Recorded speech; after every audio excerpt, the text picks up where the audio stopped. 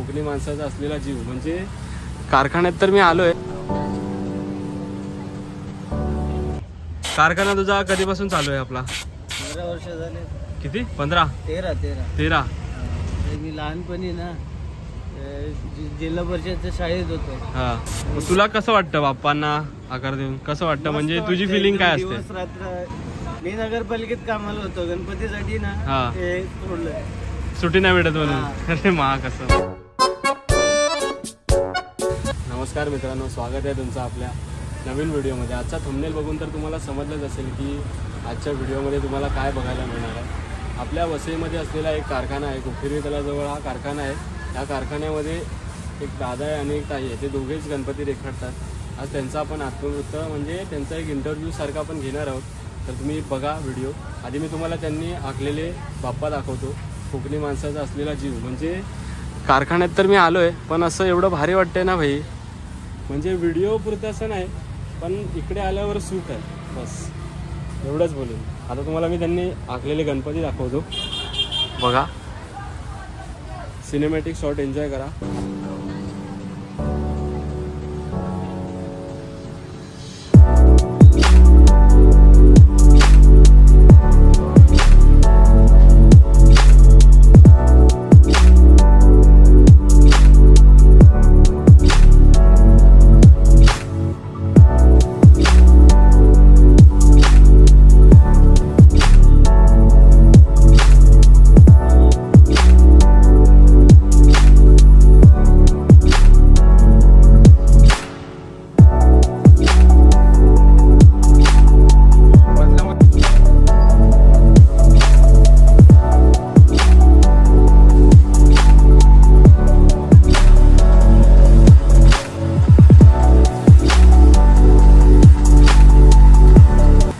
तर मित्रांनो, हे त्यांनी आखलेले बाप्पा होते। आता आपण त्यांच्याशी बोलूया, दाखवतो मी तुम्हाला। ते सुद्धा बाहेरच बसले, तिकडे थोडी लाईट कमी आहे त्याच्यामुळे ॲडजस्ट करा। आणि हा आपला पहिला व्हिडिओ आहे असा कारखाने वगैरे म्हणजे जाण्याचा। आपण मांजरीचे कंटेंट वन साईड टाकतो, पण हाही व्हिडिओ मला टाकावासा वाटला म्हणून। आता चला दादाशी भेटूया आपण, चला। तर आपला दादा आहे, काम चालू आहे त्याचं, त्याला डिस्टर्ब न करता आपल्याला त्याला काय विचारायच्या त्या गोष्टी विचारूया। दादूस, कसं काय, मजेत ना? बस काय काय विचारेन ते फक्त बोलत राहा, काम तुझं चालू असू दे। कारखाना तुझा कधीपासून चालू आहे आपला? 15 वर्ष झाले। किती? 15? 13 मग किती कारखान्यातून गणपती काढलेस तू? 250-300 वर्ष असतात। 250-300 पेक्षा जास्त? मंडळाचे सुद्धा? हा, मंडळाचे। मोठ्यात मोठा किती फुटाचा?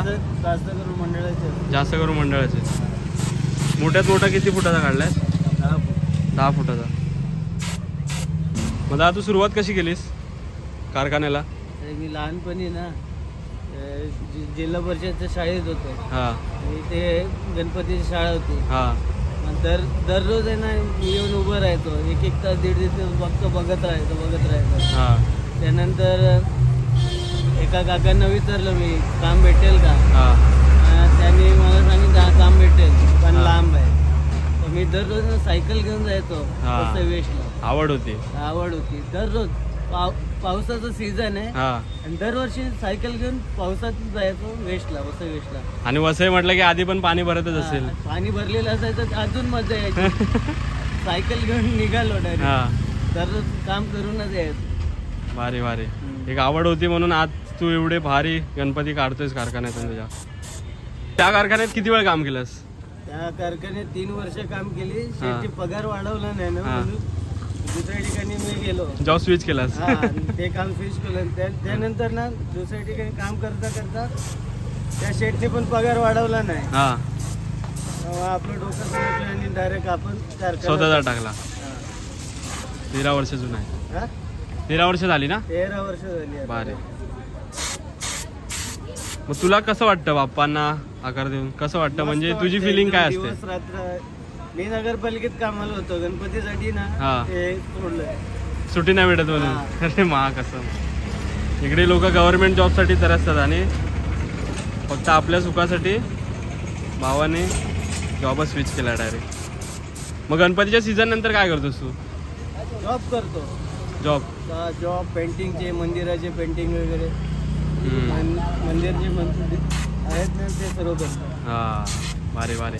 इंडस्ट्रियलचं काम घेतो. हां कलर वगैरे करायचं. हां पेंटिंगचं काम, पेंटिंगचे रिलेटेड सर्व काम. सही आहे. मग कारखान्यात दादा अजून कोण असतं तुझ्यासोबत? मी असतो आणि माझी बायको असते आणि पार्ट टाइम मध्ये ते शाळा कॉलेजचे मुलं असतात ना ते हां. येतात. आणि आता तुला आवाज देऊन दिला तो कोण होता? कॉमेडियन होता तो. तो काय करतो? तो माझा फ्रेंड आहे. हां तो पण गणपती हे करतो.